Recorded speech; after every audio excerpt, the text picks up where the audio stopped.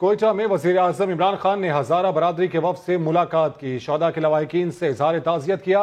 इस मौके पर उन्होंने नया पाकिस्तान हाउसिंग स्कीम में लवाहिकीन के लिए 5% कोटे का ऐलान किया। दौरा कोयटा के दौरान हजारगंजी सब्जी मंडी खुदकुश हमले में जाँ बहक अफराद के साले सवाब के लिए फातह खानी हुई। इस मौके पर इमरान खान ने कहा कि 10 साल से हज़ारा बरादरी को टारगेट किया जा रहा है।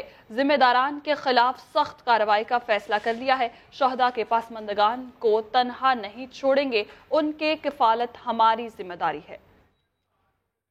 वज़ीर आज़म इमरान खान समेत पाकिस्तानी की सियासी क़यादत ने श्रीलंका में दहशत गर्दी की शदीद अल्फाज में मजम्मत की है।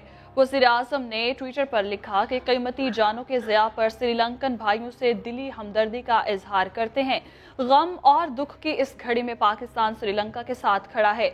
ऑपोजिशन लीडर शहबाज शरीफ का कहना है कि कीमती जानें ज़ाया होने पर हम दुखी हैं। Chairman Peoples Party Bilawal Bhutto ने भी श्रीलंका और क्रिश्चियन कम्युनिटी से यकजहती का इजहार किया है। सेनेटर सरफराज बुगटी और कौमी क्रिकेट टीम के साबिक कप्तान शाहिद अफरीदी भी जानी नुकसान पर अफसोस का इजहार कर रहे हैं। वज़ीर आज़म इमरान खान की अपोजिशन रहनुमाओं पर शदीद तनकीद। कोयटा में तकरीब से खिताब के दौरान कहा कि शरीफ खानदान जरदारी और ओमनी ग्रुप चाहते हैं कि जल्दी से हुकूमत गिर जाए वरना ये सब जेल जाएंगे। वज़ीर आज़म ने यकीन दिलाया कि जल्द हम मुश्किल वक्त से निकल जाएंगे। दुश्मन भी इस मुल्क का वो हाल ना करे जो शरीफ और जरदारी खानदान ने किया है। अब ये देख रहे तमाशा, बड़े बड़े डाकू पकड़े जा रहे हैं। पहली दफा पाकिस्तान में बड़े डाकुओं को हाथ पड़ रहा है, नहीं तो सिर्फ गरीब बेचारा आदमी जेल में जाता था। नून लीग की रहनुमा मरियम औरंगजेब ने बयान दिया है कि इमरान खान के पास किराए की टीम है, वो कभी कामयाब नहीं हो सकते। समा से बात करते हुए उन्होंने कहा कि इमरान खान सबको जेल में डाल दें मगर वादे पूरे करें। जिस कप्तान के पास किराए की टीम हो और अपनी टीम ही ना खिला सके वो कभी कामयाब नहीं हो सकता। और जिन लोगों को चोर चोर डाकू डाकू कह रहे हैं, इल्जामात लगा रहे हैं, और उन लोगों के दौरे हुकूमत में ये पता होना चाहिए इमरान साहब को कि 3% के ऊपर महंगाई की जो इन्होंने 10% पे कर दी है। मुल्क की तरक्की की शरह 5.8 थी। ये बताएं कि 16 अरब यौमिया कर्जा लेकर एक ईंट भी लगाई है मुल्क में, वो किसकी जेब में जा रहा है? इनकी नालायकी, नाअहली और जबान की वजह से इनकी हुकूमत कभी खड़ी हुई थी जो कोई इनको गिराएगा? ये तो अपने वजन के नीचे, इनकी जबान और इनकी नालायकी के वजन के नीचे हुकूमत जो है वो कभी खड़ी नहीं हो सकी। 16 अरब यौमिया लेकर अदीन मुशर्रफ के घर बनेंगे या अलीमा बाजी और जहांगीर तरीन साहब की प्रॉपर्टीज बनेंगी। वज़ीर आज़म इमरान खान ने सरबराह UIFA पर दिलचस्प तबसरा कर दिया। फजलुर रहमान को रोंदू खिलाड़ी करार दे दिया। फैसला आएगा इंशाल्लाह, लॉकडाउन कर देंगे हम पूरे इस्लामाबाद को इंशाल्लाह। वफाकी काबीना में उखाड़ पछाड़, मौलाना फजलुर रहमान मौके पर चौका लगाने विकेट पर आ गए। फजलुर रहमान ऐसा है, जब बचपन में मैच खेलते थे ना बचपन में, तो ऐसा होता था एक कोई खिलाड़ी जो होता था जो रोंदू टाइप होता था ना, बड़ी देर के बाद उसकी बारी आती थी, जैसी बारी आती थी वो आउट हो जाता था। वो क्या करता था, वो विकेट ही लेके भाग जाता था कि ना मैंने खेला ना तुम खेलोगे। खान साहब ने मौलाना को ऐसा क्यों कहा, आइए देखते हैं। जुलाई 2018 में मतलूबा नताइज ना मिले तो मौलाना ने दोबारा इलेक्शन का रोना डाला। हम इस इलेक्शन को तस्लीम नहीं करते, ये धांधली ज़दा है, ये धांधली ज़दा है। और फिर फजलुर रहमान वक्तन फवक्तन आहुजारियां करने लगे। मैं यूं ही दस्त गरेबा नहीं ज़माने से, मैं जिस जगह पे खड़ा हूँ किसी दलील से हूँ। मौजूदा सियासी सूरत हाल में मौलाना प्रेशर ग्रुप बन पाएंगे या ये उबाल झाग की तरह बैठ जाएगा, ये आने वाला वक्त बताएगा। मुशर्रिक खजाना हफीज शेख ने इतवार के दिन इजलास बुला लिया। FBR हुकाम ने मुजवजा टैक्स एमनेस्टी स्कीम पर ब्रीफिंग दी।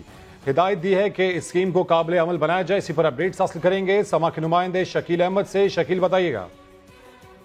देखिए रमीज, आज छुट्टी के दिन भी ये इजलास खुसूसी बुलाया गया था और एसेट डिक्लेरेशन स्कीम 2019 का तफसीली जायजा लिया गया, उसको रिव्यू किया गया और मुशर्रिक खजाना ने हिदायत जारी की है कि इस स्कीम को फौरी तौर पर फाइन ट्यून किया जाए। इसकी जितनी जो डिटेल्स हैं वो फाइनल करके इसको जल्द अज जल्द लॉन्च किया जाए। उनका कहना था कि इस स्कीम का मकसद, टैक्स एमनेस्टी स्कीम का मकसद ये है कि जो मईशत है उसको डॉक्यूमेंट किया जाए और टैक्स नेट बढ़ाया जाए। वो लोग जो फायदा उठाना चाहते हैं ऐसे डिक्लेयर करके वो तकरीबन 15 से 20% तक मैक्सिमम टैक्स देकर अपने जो काला धन है या जो भी उनकी जो खुफिया जायदाद है वो उसको लीगल करा सकेंगे। तो बहुत जल्द हुकूमत इसको लॉन्च करने जा रही है, क्योंकि इस साल 300 अरब रुपए से ज्यादा का अभी तक टैक्स शॉर्टफॉल है, तो हुकूमत को इससे फायदा होगा, टैक्स जमा होगा। ठीक है, अपडेट्स के लिए शुक्रिया शकील। साबिक वज़ीर सेहत आमिर कयानी कहते हैं इमरान खान का फैसला कबूल है, मगर वो बेकसूर थे। दवाओं की कीमतों में इजाफे की वजह नून लीगी काबीना और डॉलर थी। जहांगीर तरीन कहते हैं असद उमर का पार्टी में अहम मकाम है। मुझे क्यों निकाला? साबिक वजीर सेहत आमिर कयानी भी फट पड़े, बोले नाअहल कहे जाने पर बहुत दुख हुआ है। समा से गुफ्तगू में कहा इमरान खान का फैसला कबूल है, मगर दवाओं की कीमतें बढ़ने में उनका कसूर नहीं। ये गुज़िश्ता दौर की पॉलिसी का नतीजा है। मुझे नून लीग का कोई बंदा चैलेंज करने वाला है तो आगे करे, ये तो उनकी कारस्तानी है। ये पिछली गवर्नमेंट का जो ऑर्डर थे, जो पिछली गवर्नमेंट ने जो काबीना में पास किया था, विद फार्मूला पास किया था, उसी फार्मूले के तहत सुप्रीम कोर्ट ने डायरेक्टिव्स दिए कि आप इसे अपना इम्प्लीमेंट करें। दूसरी जानिब जहांगीर तरीन असद उमर को सराहते नजर आते हैं। कहा उनका असद उमर से कोई तनाजा नहीं। काबीना से जाने के बाद भी पूरी पार्टी असद उमर को कद्र की निगाह से देखती है। असद उमर साहब हमारी पार्टी के सीनियर रुकन है, मेरे साथ कंधा पर कंधा हमने स्ट्रगल की है इमरान खान को वज़ीर आज़म बनाने की। उनका बड़ा करीबी किरदार है और वो हमारी पार्टी के इस वक्त भी उतने ही अहम रहनुमा है जितने पहले थे। लोधरा में सहाफियों से गुफ्तगू में जहांगीर तरीन का कहना था कि इमरान खान अपनी टीम को तब्दील करने का हक रखते हैं। ताहम वजीर आला पंजाब उस्मान बुज़दार को हटाए जाने की बातें बेबुनियाद हैं। नैब ने नोडेरो से अहम शख्सियत के मुलाजिम को गिरफ्तार कर लिया। नैब के मुताबिक नदीम भुट्टो जाली अकाउंट्स केस में मतलूब था। ताहम तर्जुमान नोडेरो हाउस का कहना है कि नदीम भुट्टो नोडेरो हाउस का इंचार्ज नहीं। जाली अकाउंट से अरबों रुपए की हेर फेर पर नैब ने शिकार कर लिया। नैब ने नोडेरो में छापा मारकर अहम सियासी शख्सियत का मुलाजिम गिरफ्तार किया है। नैब के मुताबिक गिरफ्तार नदीम भुट्टो दुबई फरार हो गया था। गिरफ्तार मुलजिम नदीम को इस्लामाबाद मुंतकिल किया जाएगा। नैब ने यह दावा भी किया कि नदीम भुट्टो नोडेरो हाउस के मुलाजमीन का इंचार्ज है, जिस पर जाली अकाउंट से रकम मुंतकली का इल्जाम है।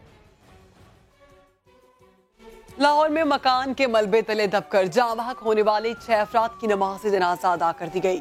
तदफीन का इंतजाम अहले इलाका ने अपनी मदद आपके तहत किया। मोहम्मद अली जड़ की रिपोर्ट।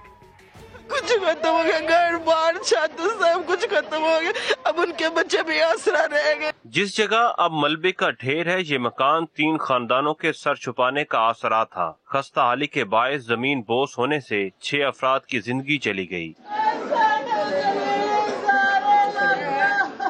मैयतें अस्पताल से घर पहुंची तो हर आंख अशकबार थी। तदफीन का इंतजाम अहले इलाका ने अपनी मदद आपके तहत किया। 6 अफराद की नमाज जनाजा भाटी गेट में अदा की गई, जहां बाग होने वालों में माँ, बेटा और मियाँ बीवी भी शामिल हैं। मलबे के नीचे दबकर जख्मी होने वाले 3 अफराद म्यू अस्पताल में जेर इलाज हैं।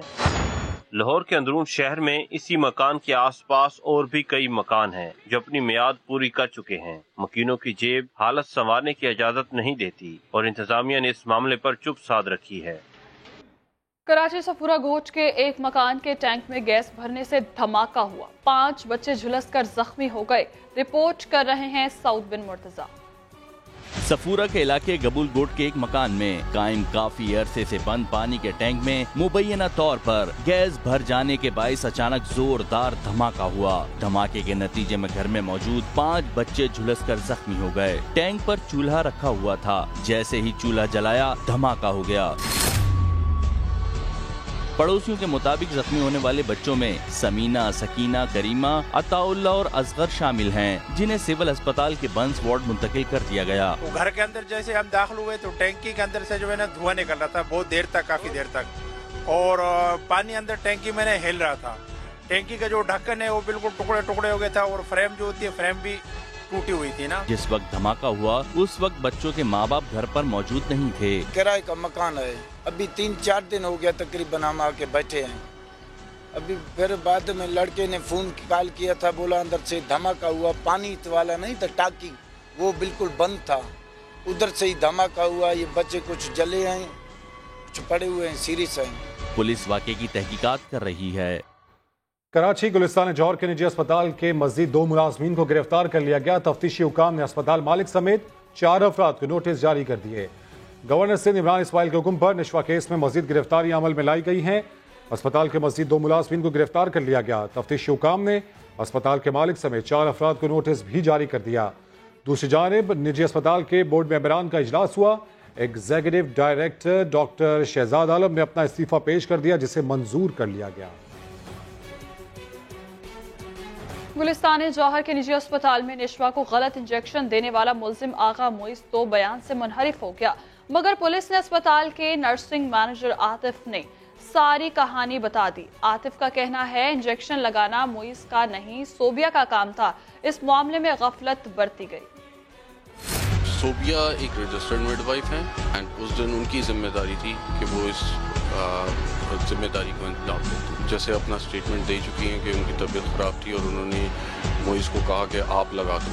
ठीक की लापरवाही है कि उन्होंने इंजेक्शन भर के आगा मोइस को दिया।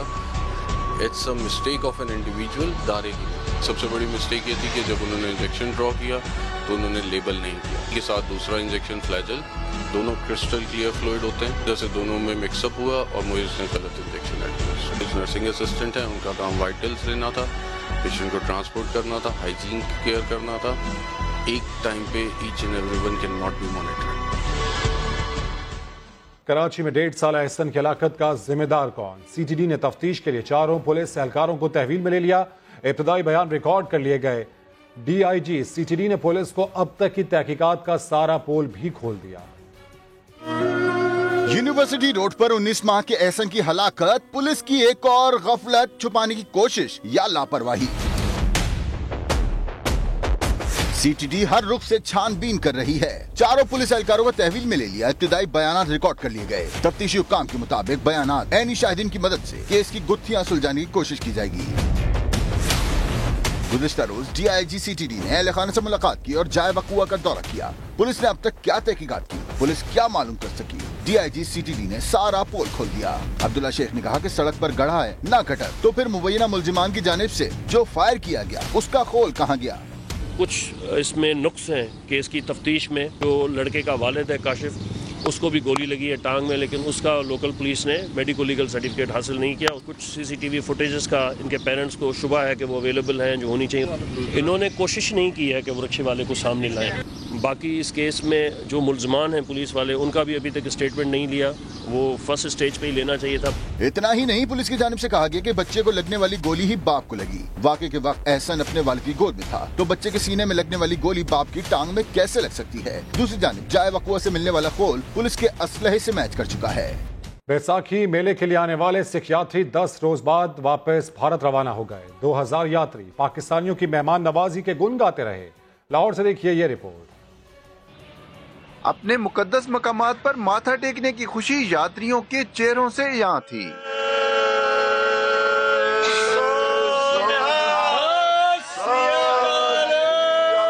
बैसाखी मेले की तकरीबात में शिरकत के लिए आए सिख यात्री वापसी के लिए लाहौर रेलवे स्टेशन पर जमा हुए। भारतीय मेहमान सिक्योरिटी इंतजामात और पाकिस्तानियों की मोहब्बत से बेहद मुतासिर नजर आए। ਇੰਨੀ ਸੇਵਾ ਕੀਤੀ ਬਹੁਤ, ਅਸੀਂ ਅੱਗੇ ਵਾਸਤੇ ਫੇਰ ਵੀ ਆਵਾਂਗੇ। ਇੰਡੀਆ ਗਵਰਨਮੈਂਟ ਤੋਂ ਵੀ ਆਸ ਕਰਦੇ ਹਾਂ ਕਿ ਇਹਨਾਂ ਲੋਕਾਂ ਨੂੰ ਵੀ ਵੀਜ਼ਾ ਇੰਡੀਆ ਦਾ ਮਿਲੇ, ਤਾਂ ਜੋ ਸਾਨੂੰ ਵੀ ਇਹਨਾਂ ਦਾ ਸੇਵਾ ਕਰਨ ਦਾ ਮੌਕਾ ਮਿਲੇ। यात्रियों ने करतारपुर राहदारी जल्द खोलने का भी मुतालबा किया। साडा जिहड़ा करतारपुरा लंघ है महाराज करके वो भी जल्दी खुल जाए और असी हर साल मैं कहना साल 2-3 बारी चक्कर लगाइए करिए। 10 रोजा क़याम के दौरान उन्होंने ननकाना साहब, हसन अब्दाल और करतारपुर में गुरुद्वारों पर हाजिरी दी और मजहबी रसूमात अदा की। 2000 से ज्यादा यात्रियों को खसूसी ट्रेनों के जरिए रवाना किया गया। पाकिस्तान ने जज्बा खैर सगाली के तहत 100 से ज्यादा भारतीय माहीगीरों को लांढी जेल से रिहा कर दिया। माहीगीरों को वाघा बॉर्डर पर भारतीय हुक्काम के हवाले किया जाएगा। पाकिस्तान का बड़ा दिल, जज्बा खैर सगाली के तहत लांढी जेल से मजीद 100 माहीगीरों को रिहा कर दिया गया। भारतीय माहीगीरों का कहना है कि रिहाई से बढ़कर कोई खुशी नहीं, घर वालों से मिलेंगे। पाकिस्तानी पुलिस ने बहुत अच्छा बर्ताव किया, भारत को भी चाहिए पाकिस्तानी कैदियों को रिहा करे। लांढी जेल में रहा हूँ और बाहर निकल के मुझे बहुत खुशी हो रही है। मेरा 13 महीना हुआ था जेल में, लेकिन अब हमारे बारी आगे जाने के घर पे, इसलिए हम बहुत खुश हैं। ईदी फाउंडेशन ने भारतीय माहीगीरों को न सिर्फ रास्ते का खर्चा दिया बल्कि सिंध हुकूमत को खत भी लिख दिया कि जो भारतीय कैदी अब भी जेल में मौजूद हैं, इनको सहूलत दी जाए कि वो अपने घर वालों से बात कर सकें। एक खत लिखा है सिंध हुकूमत को, जेल खाना जात को, कि जो कैदी जेलों में होते हैं इनको जो है हॉटलाइन या इनको कम्युनिकेशन की एक फैसिलिटी दी जाए ताकि जो है वो इनके घर वालों को इत्मीनान हो कि हमारा कैदी वहाँ पे मौजूद है। कैंट स्टेशन से भारतीय माहीगीरों को लाहौर रवाना कर दिया गया, जहां वाघा बॉर्डर से इन्हें भारतीय हुक्काम के हवाले किया जाएगा। अब तक 300 भारतीय माहीगीर मरहलावार रिहा किए जा चुके हैं। 29 अप्रैल को 60 माहीगीरों को मजीद रिहा किया जाएगा। कराची में पानी का बहरान शिद्दत इख्तियार कर गया। नॉर्थ नाजमबाद बफर जोन और नुसरत भुट्टो कॉलोनी के मकीनों ने वाटर बोर्ड के खिलाफ सखी हसन पर एहतजाज किया। मोहम्मद अली हफीज की रिपोर्ट देखिए। नुसरत भुट्टो कॉलोनी के रहने वालों को पानी नहीं मिल रहा। वाटर बोर्ड के खिलाफ सखी हसन चौरंगी पर सड़क बंद करके एहतजाज। एहतजाजियों में बफर जोन नॉर्थ नाजमाबाद के रिहायशी भी शामिल हो गए। उन्हें भी पानी न मिलने की शिकायत है। मुजाहिरीन का कहना है कि कई रोज से पानी नहीं दिया जा रहा, शदीद मुश्किलात में हैं। पहाड़ी इलाका है, कच्ची आबादी है, पूरे इलाके में पानी का एक फुकदान है, एक मुसीबत हो गई है। MP हैं जो मुंतखब हुए हैं इस इलाके के, वो गायब हैं, बिल्कुल कोई नहीं है, कोई मतलब सामने नहीं आता कि ये इलाके को मसाइल है, इन मसाइल को हल किया जाए। मुजाहरे की वजह से सखी हसन हाइड्रेंट को बंद कर दिया गया। दूसरी तरफ MD वाटर बोर्ड का कहना है पंपिंग स्टेशन का गियर बॉक्स चोरी हुआ, जिस पर पानी की सप्लाई मुतासिर हुई। नुसरत भुट्टो कॉलोनी वालों ने एहतजाज तो किया, मगर उन्होंने सालों से पानी का बिल ही अदा नहीं किया। नुसरत भुट्टो कॉलोनी वाले जो हैं वहाँ से वाटर बोर्ड की रिकवरी, ये मैं आपको ऑफिशियल अपना वर्जन दे रहा हूँ, वो 0 है। उसके बावजूद वाटर बोर्ड इंसानियत के नाते उनको पानी देता है और समझना चाहिए कि एक टेक्निकल प्रॉब्लम आ गया है, गियर बॉक्स वहाँ से चोरी हो गया है।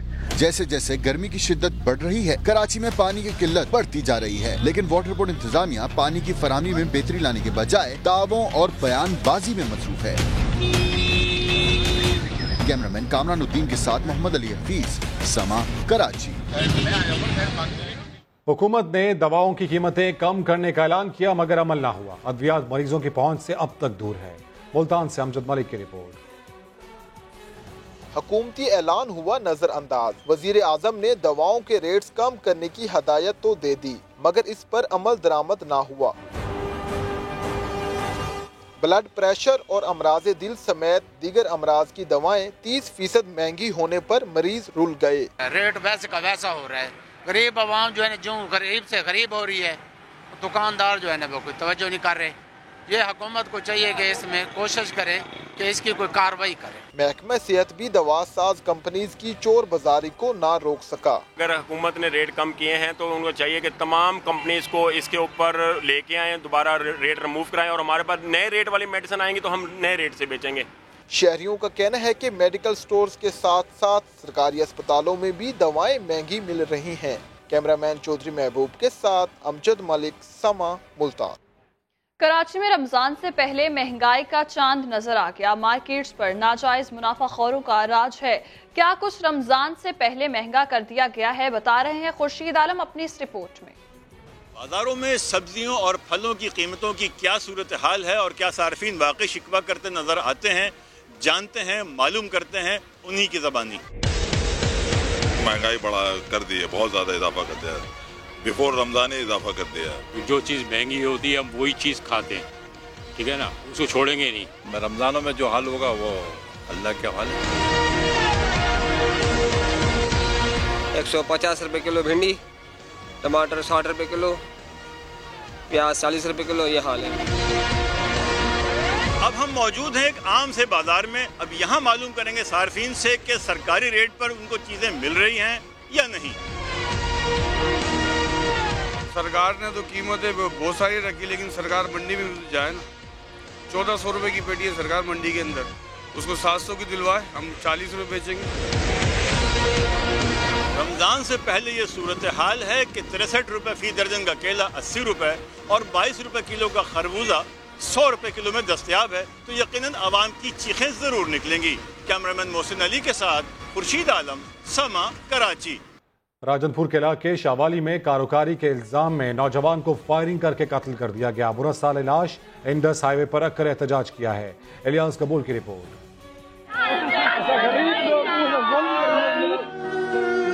कारोकारी के इल्जाम में नौजवान कत्ल। राजनपुर के इलाके शाहवाली में साखानी बरादरी के अफराद ने मलिक बरादरी के नौजवान हाशिम को फायरिंग करके कत्ल कर दिया। मकतूल के वुरसा ने लाश इंडस हाईवे पर रखकर एहतजाज किया। वुरसा ने इल्जाम लगाया कि पुलिस मुलजमान को गिरफ्तार नहीं कर रही। खड़े न से गिरफ्तार के दिए ना सा बंदा पे मत चली दे ऐसे पैसे के दी रले खड़े डीएसपी साहब को छोड़ दे ओ गिंदो गाली गदार दिए मुझे हर दे तो बिल्डोर पे ना जाल करता। एहतजाज के बाइस इंडस हाईवे पर गाड़ियों की लंबी कतार लग गई। पुलिस का कहना है मुलजमान फरार हैं, जल्द गिरफ्तार कर लेंगे। लिए भी मैं खुद आया हूँ और इनकी जो भी कानूनी कार्रवाई बनती है, पोस्टमार्टम, FIR, हम इनके करने के लिए तैयार हैं। ये इन पे इन्हिसार करता है कि ये कितनी देर यहाँ ठहरते हैं। हम इनको ज़बरदस्ती यहाँ से नहीं हटाना चाहते। 4 घंटे बाद DSP रुजहान की यकीन दहानी पर मुजाहिरीन ने एहतजाज खत्म करके कौमी शाहराह को ट्रैफिक के लिए खोल दिया।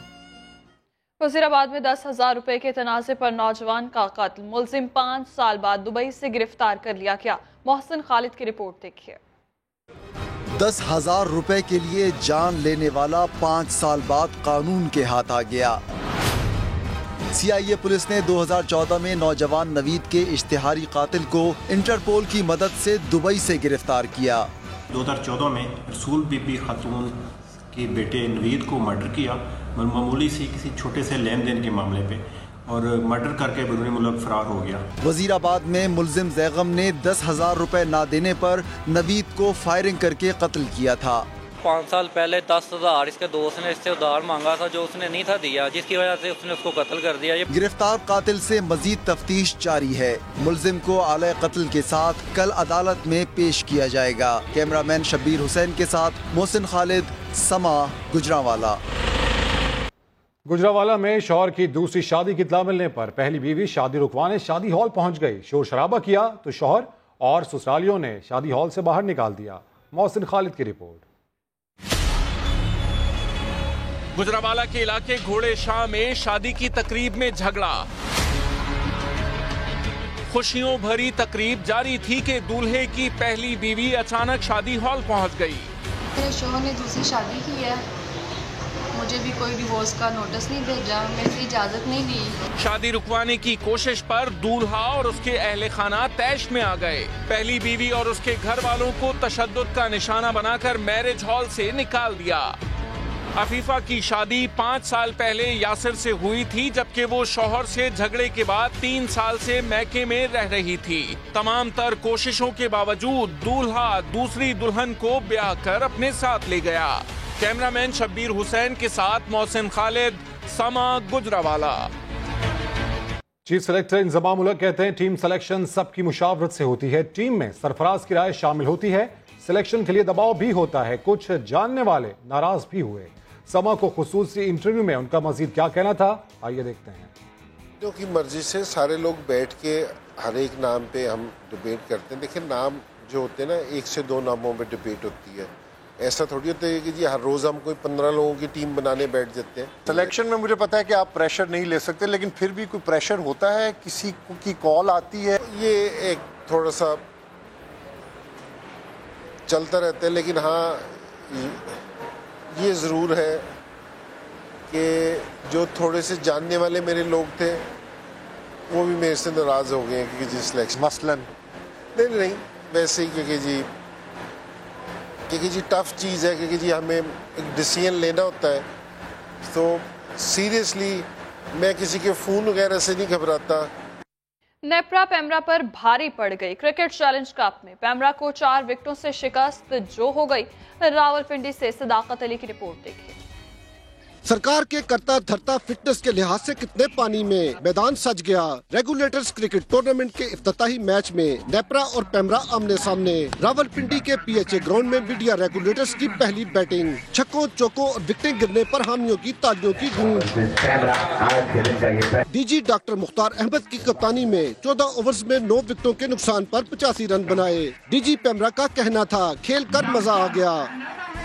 एक अच्छी फिजिकल एक्टिविटी है, इससे ऑफिस के वर्किंग पे भी इसका असर पड़ेगा। अच्छा टैलेंट जो अदरवाइज सामने नहीं आता, यहाँ पे आएंगे इनको एक अच्छा प्लेटफॉर्म मिलेगा। नेपरा की टीम ने मतलूबा हदफ 6 विकेटों के नुकसान पर हासिल करके मैदान मार लिया। खिलाड़ियों में नौजवानों ने कौमी टीम तक पहुंचने की आस लगा ली तो सीनियर कोलीग्स एक दूसरे को बेहतर अंदाज में समझने के लिए पुरअज़्म। वो बंदा भी ग्राउंड में आता है, उसकी सबसे पहला ड्रीम यही होता है पाकिस्तान के लिए खेलना, लेकिन इतना ईजी नहीं है, प्रोसेस है, तो हम भी प्रोसेस का हिस्सा हैं। जो ऑफिस की आपकी हैक्टिक एक सिचुएशन होती है उसमें आप रहते हैं, तो इससे एक अच्छा एनवायरनमेंट, एक मौका मिलता है एक दूसरे को समझने का। टूर्नामेंट में FBR, PTA और PTV स्पोर्ट्स की टीमें भी शामिल। काम का हर्ज न हो इसलिए मैचेस सिर्फ छुट्टी के रोज शेड्यूल। फाइनल मार्का आइंदा इतवार को टूर्नामेंट की 2 बेहतरीन करार पाने वाली टीमों में होगा। कैमरामैन जुल्फिकार अली के साथ सदाकत अली, समा, रावलपिंडी। कराची में 6ठी कौमी मार्शल आर्ट चैंपियनशिप का इनेकाद। इवेंट में 4 सूबों के खिलाड़ियों ने रंग जमाया। कोयटा के फाइटर ने 3 टाइटल अपने नाम कर लिए। जोरदार किक्स, ताबड़तोड़ मुक्के, कराची में कौमी मार्शल आर्ट्स चैंपियनशिप। लड़कों के साथ लड़कियों ने भी फाइटिंग में हिस्सा लिया। इवेंट में कोयटा, सिंध, पंजाब और खैबर पख्तूनख्वा के मार्शल आर्ट मास्टर्स ने एक दूसरे पर ताबड़तोड़ हमले किए।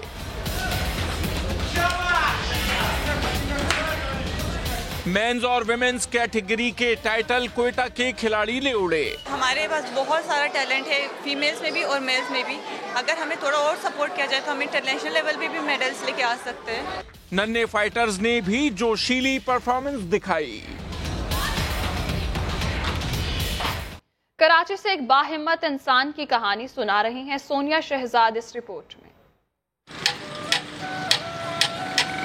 भाई 2 प्याले बनाइएगा।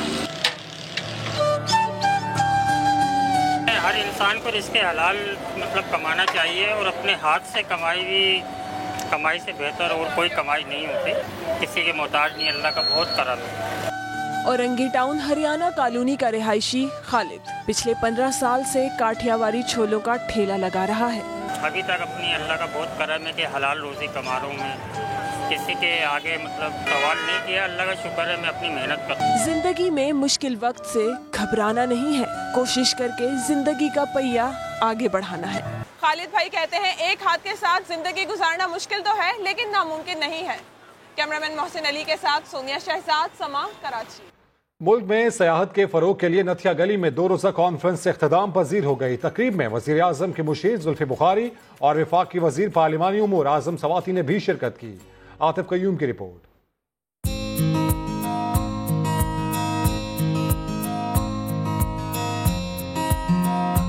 नथिया गली में मुनक्किदा 2 रोज़ा सयाहती कॉन्फ्रेंस खत्म। हसीन नज़ारों के दरमियान होने वाले इस इवेंट में मुल्की और गैर मुल्की सयाहों ने भी शिरकत की। नथिया गली का विजिट किया मैंने, यहाँ पे डूंगा गली का विजिट किया और मेरा ख्याल है कि यहाँ पे लोगों को ये बताने की बहुत ज़रूरत है कि ना ही सिर्फ लोग वेलकमिंग है बल्कि सारी फैसिलिटीज भी मौजूद हैं। गलियात डेवलपमेंट अथॉरिटी के ज़ेरे एहतमाम इस सयाहती कॉन्फ्रेंस में वज़ीर आज़म के मुशीर जुल्फ़ी बुखारी और वफाकी वज़ीर पार्लिमानी उमूर आज़म सवाती भी शरीक हुए। गैर मुल्की सयाह स्टॉल से खरीदारी के साथ साथ सेल्फीज भी बनाते रहे और गिटार के तार छेड़कर लुत्फानंदोज भी होते रहे। आतिफ कयूम, समा, नथिया गली। रावलपिंडी में ऑटो शो, नई चमचमाती गाड़ियों और मोटरसाइकिल्स के साथ पुराने दौर की मशीनरी के भी जलवे। पिंडी वाले शौक की तस्कीन के लिए पहुंचे उमर आसिफ की रिपोर्ट देखिए।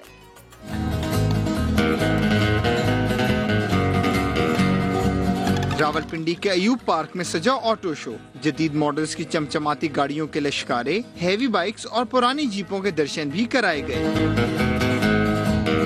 मेला देखने के लिए मर्दों के साथ खवातीन और बच्चे भी खिंचे चले आए। बोले ऐसे इवेंट तफरीह और शौक की तस्कीन का बेहतरीन जरिया है। बहुत अच्छा शो जा रहा है, यहाँ पे ऑटो शो हो रहा है, लेटेस्ट मॉडल की भी गाड़ियाँ और बहुत पुराने मॉडल की भी जो हमें अमूमन गाड़ी रोडों पे चलती हुई नजर नहीं आती है। लोगों ने बड़ी मेहनत की है, बड़ी विंटेज कार्स रखी हुई है। पॉजिटिव इमेज जो है वो पूरी दुनिया में पाकिस्तान का पहुँचे। गाड़ियों के मालिकान कहते हैं ये शौक इतना आसान नहीं। इसकी मेंटेनेंस बहुत मुश्किल है बिकॉज इसकी एक्सेसरीज नहीं मिलती, या खुद तो मैन्युफैक्चर करनी पड़ती है या इंपोर्ट करवानी पड़ती है। अपील करते हैं कि हमें कोई ट्रैक दिया जाए या ऑफिशियल ट्रैक हमें वो जगह दी जाए जहाँ पे हम अपने बाइक्स भगा सकें उनको लीन कर सकें, उनको हम चला सकें, एंजॉय कर सकें। ऑटो शो में आने वाले बच्चों ने हेवी बाइक्स की सवारी का शौक पूरा किया तो खवातीन अपनी पसंद की गाड़ियों के साथ तस्वीर बनवाती रहीं। कैमरामैन सैयद वाजिद अली के साथ उमर आसिफ, समा, रावलपिंडी। इस्लामाबाद में सजा पाकिस्तान भर की दस्तकारियों का मेला, रिपोर्ट कर रही हैं आरम खान। रंगारंग सकाफती मेले में इलाकाई दस्तकारियों के हसीन जलवे, दिलकश लश्कारे, पंजाबी, सिंधी, बलोची, पश्तून, हजारा और गंधारा आर्ट सबके शाहकार एक ही छत तले अपने तो अपने गैर मुल्की भी देखकर देखते रह गए। फन्ने खताती के शाहकार कदीम रिवायात के जदीद अंदाज, जिसने जो भी देखा खूब ही गुनगाए। नहायत खूबसूरत प्रोडक्ट्स हैं, टेक्सटाइल्स हैं, ज्वेलरी हैं, क्राफ्ट्स हैं, हैंड पेपर है। प्रेजेंटेशन बहुत अच्छी है और यहाँ पे म्यूजिक है, एक माइंड फ्रेश हो जाता है। कपड़े भी बहुत अच्छे हैं, यहाँ पे सारी ज्वेलरी भी बहुत अच्छी है। स्टॉल मालकान कहते हैं अपनी सकाफत और मसनुआत की गैर मुल्की सताइश पर तो मान और भी बढ़ जाता है। इस तरह के फेस्टिवल से आपको बहुत अच्छा मौका मिलता है कि आप लोगों को के साथ उनको इंटरेक्ट करें। मौसीकी के तड़के ने तो हसीन क्राफ्ट शो को 4 चांद ही लगा दिए। पाकिस्तानी सकाफत एक गुलदस्ते की मानंद है और यहाँ पर फैले खूबसूरत रंग पाकिस्तानी हुनरमंदों के फन का मुंह बोलता सबूत हैं। कैमरामैन अवैस काजी के साथ अरहम खान, समा, इस्लामाबाद।